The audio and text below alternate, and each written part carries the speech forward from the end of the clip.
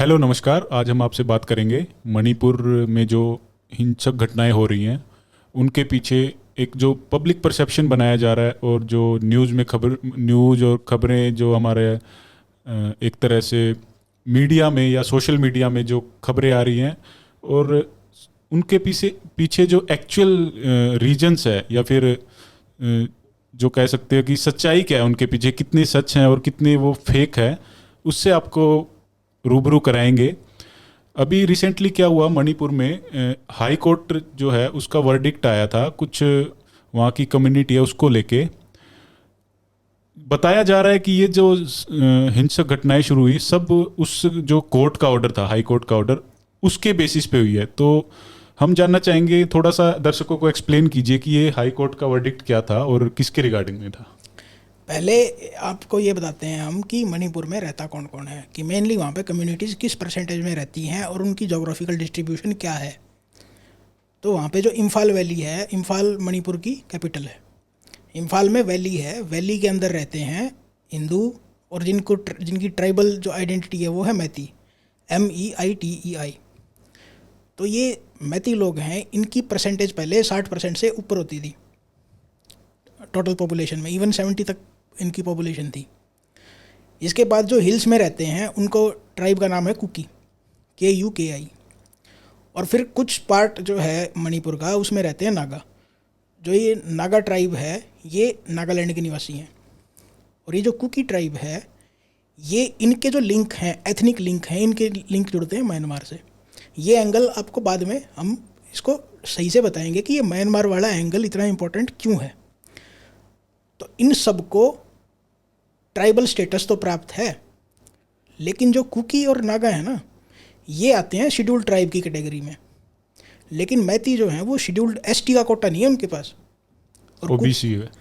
हाँ, और जो कॉन्स्टिट्यूशन में एक स्पेशल आर्टिकल है मणिपुर के लिए, जिसके अकॉर्डिंग क्या है कि जो कुकी ट्राइब का जो एरिया है, हिल वाला एरिया है, वहाँ पे और कोई ज़मीन नहीं खरीद सकता। तो ये ऐसी ऐसी चीज़ें, जैसे JNK में भी ज़मीन नहीं खरीद सकते थे। और आपको ध्यान हो एक रोशनी एक्ट, जिसने भी रोशनी एक्ट के बारे में सुना हो, तो वही टूल किट है ये। अब ये चीज़ें समझ में आ रही हैं कि जो लहरू चाचा थे नेहरू की जगह लहरू चाचा के बनाए हुए स्पेशल प्रोविज़न है ये। और ये प्रोविज़न डलवाए किसने हैं? अंग्रेज़ों ने। क्योंकि अंग्रेज़ों के इनके साथ स्पेशल करार थे इन ट्राइब्स के साथ। और वो करार क्यों थे? ड्रग्स ट्रेड के कारण। ये जो एरिया है ट्राई जंक्शन बोलते हैं इसको, और ये ट्राई जंक्शन पड़ता है म्यांमार के शान प्रोविंस में। इसको गोल्डन ट्रायंगल बोला जाता है। और ये ट्राई जंक्शन है म्यांमार, लाओस और थाईलैंड। पूरे वर्ल्ड का मैक्सिमम ड्रग्स यहाँ पे पैदा होता है। पॉपी कल्टीवेशन होता है। Poppy cultivation. और इस पॉपी कल्टीवेशन को कौन सी ट्राइब करती है? कुकी ट्राइब। और भी म्यांमार में ट्राइब्स हैं, लेकिन इनकी आपस में अलायंस है। तो ये जो म्यांमार में जो ट्राइब्स हैं ये सेमी ऑटोनोमस टाइप हैं। ये मिलिशिया हैं, इनके पास 1 लाख से ज़्यादा सोल्जर हैं। और हाईटेक इनके पास वेपन्स हैं। वेपन्स कहाँ से आते हैं? ड्रग मनी से। देता कौन है इनको? चाइनीज़। तो ये जो ड्रग ट्रेड है इसको चाइनीज़ और ये यूरोपियंस मिलके कंट्रोल करते हैं। और ये ड्रग्स बिकते कैसे हैं? थाईलैंड के थ्रू, बांग्लादेश के थ्रू, लाओस के थ्रू। कहाँ कहाँ बिकते हैं? इंडो पैसिफिक में पूरे में, China, Japan, Australia, Indonesia, Malaysia, Thailand, Hong Kong, हर जगह। अब ये जो ट्राइब्स हैं ये पेमेंट कैसे लेती हैं? गोल्ड बार से, वो भी अनमार्क्ड। ये गोल्ड बार्स बनाता कौन है? Credit Suisse bank. इन ट्राइब्स के पास वो पहुंचते कैसे हैं? हांगकांग, शंघाई गोल्ड एक्सचेंज के थ्रू। तो ये ऐसी चेन है पूरी की पूरी। और इसको डिसमेंटल क्यों नहीं किया जा सकता? या म्यांमार अब तक पीस क्यों नहीं है म्यांमार में? क्योंकि ये ड्रग ट्रेड बहुत ज़्यादा इम्पोर्टेंट है। 1990s तक पूरे वर्ल्ड की हेरोइन जो थी मेनली यहीं से आती थी, इस गोल्डन ट्रायंगल से। 1990s के बाद एक गोल्डन क्रेसेंट बना जो अफ़गानिस्तान के थ्रू बना, उसको गोल्डन क्रेसेंट बोलते हैं। फिर बढ़िया हेरोइन वहाँ से आने लग गई। इन्होंने फिर एम्फेटामिन बनाना स्टार्ट किया, जिसको क्रिस्टल मैथ बोलते हैं। तो उसकी टैबलेट बनती हैं, जिनको बोलते हैं पिल्स बनती हैं, उनको बोलते हैं याबा पिल्स। तो ये याबा पिल्स इंडिया के थ्रू भी स्मगल की जाती हैं और बांग्लादेश के थ्रू। तो ये जो हमारे स्टेट हैं नॉर्थ ईस्ट के, मेघालय, असम, मणिपुर, त्रिपुरा, मिजोरम, इनका जो यूथ है वो पूरा पूरा कुरियर बन चुका है इन ड्रग्स का। या तो वो कुरियर हैं और वो कंज्यूमर भी हैं। और ये छोटी छोटी पिल्स होती हैं मेथाम्फेटामिन की।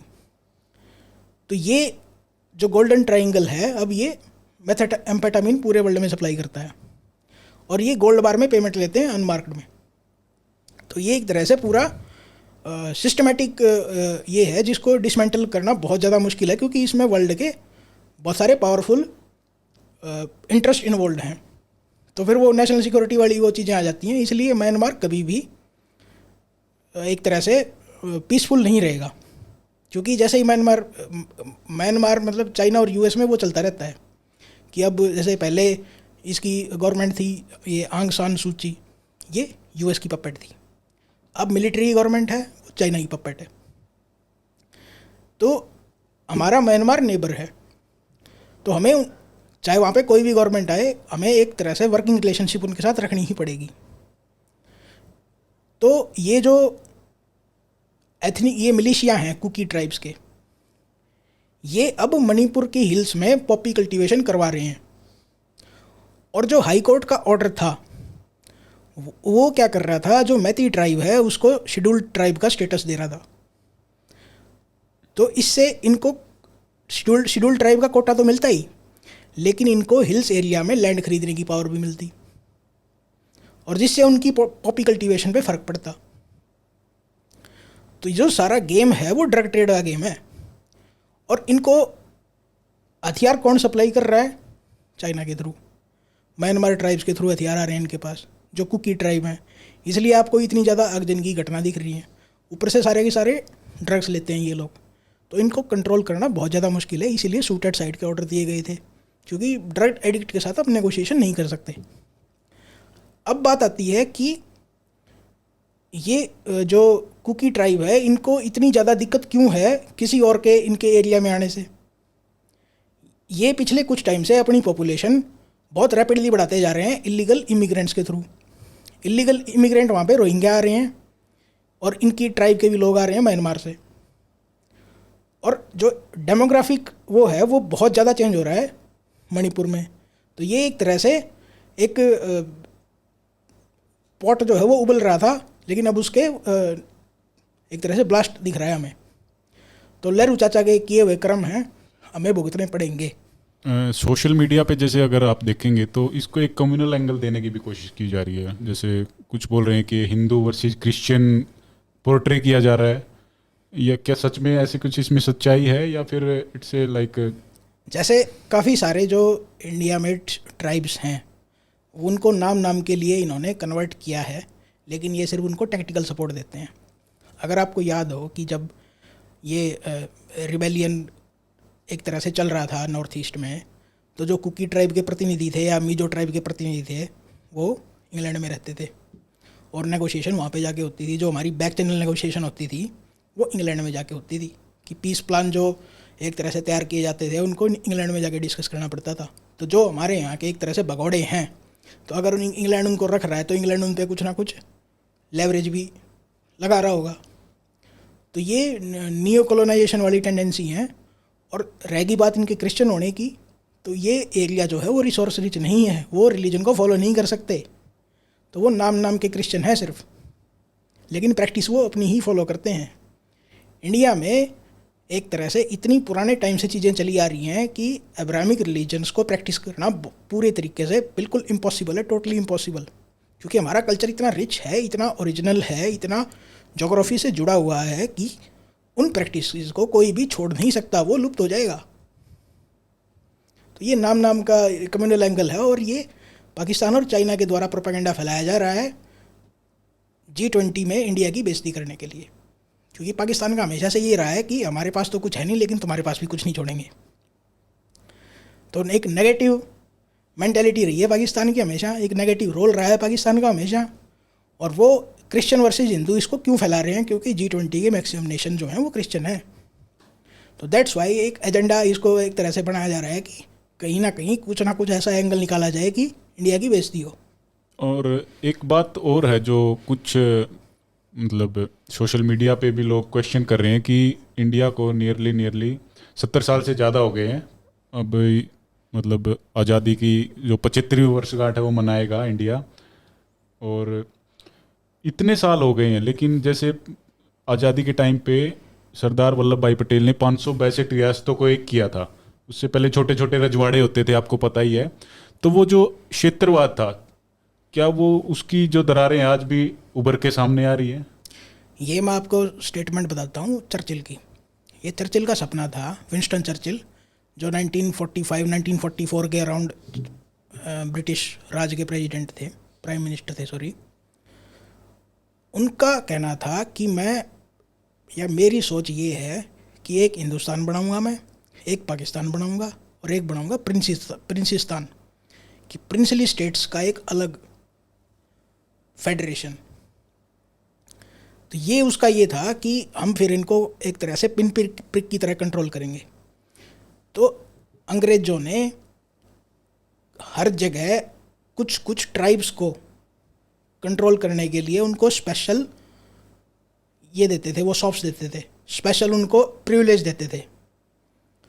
और जब आप एक माइनॉरिटी को इतना ज़्यादा चढ़ा देते हो ना कि तुम स्पेशल हो, तुम इनसे अलग हो, तुम्हारा काम है इनके ऊपर राज करना, तो कोई भी बैठ जाता है। तो हम उन चीज़ों से अब तक लड़ रहे हैं, और जिस चीज़ को हम क्षेत्रवाद कह रहे हैं ये चीज़ें जब तक नहीं जाएंगी, जब तक प्रॉस्पेरिटी नहीं आएगी। क्योंकि जब रिसोर्सेज ही कम होंगे तो फिर सबको यही दिखता है कि मुझे इसका ये मेरा छीन के खा रहा है। जैसे बिहार, झारखंड जैसे स्टेट्स को ये लगता है कि हमारी मिनरल वेल्थ है वो पूरा इंडिया खा रहा है, या तमिलनाडु, गुजरात, महाराष्ट्र को ये लगता है कि हमारी मैन्युफैक्चरिंग आउटपुट को और स्टेट खा रहे हैं। तो जब तक एक कॉमन प्रॉस्पेरिटी नहीं आएगी और सभी स्टेट्स एक दूसरे को कॉम्प्लीमेंट नहीं करेंगे, जब तक ये क्षेत्रवाद रहेगा। और अब जब हम देख रहे हैं सोशल मीडिया की वजह से भी कि एक ओवरऑल जो यूथ है उसमें एक पैट्रियोटिज्म की भावना है, और वो क्षेत्रवाद जैसी चीज़ों के पे नहीं जा रहा। यूथ को एक ऑप्टिमिज्म दिख रहा है कि उसको एज ए नेशन इंडिया में बिलीफ है, क्योंकि जो 2000 के बाद पैदा हुए हैं उन्होंने सिर्फ प्रोग्रेस देखी है अब तक, उन्होंने डिप्रेशन या रिसेशन नहीं देखी है।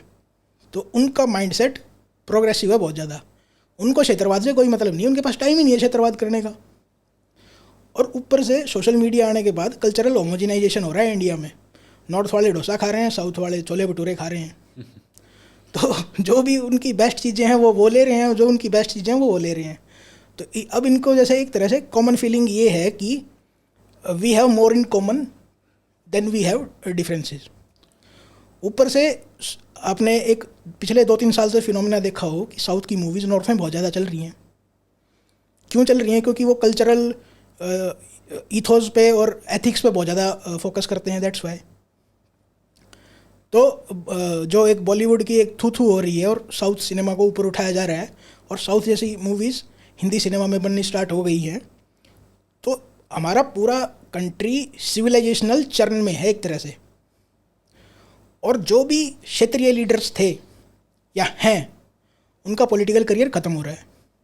तो वो डेस्परेशन की लास्ट लड़ाई लड़ रहे हैं, और जहाँ से भी पैसा मिल रहा है, जहाँ से भी सपोर्ट मिल रहा है, वहीं से सपोर्ट ले रहे हैं।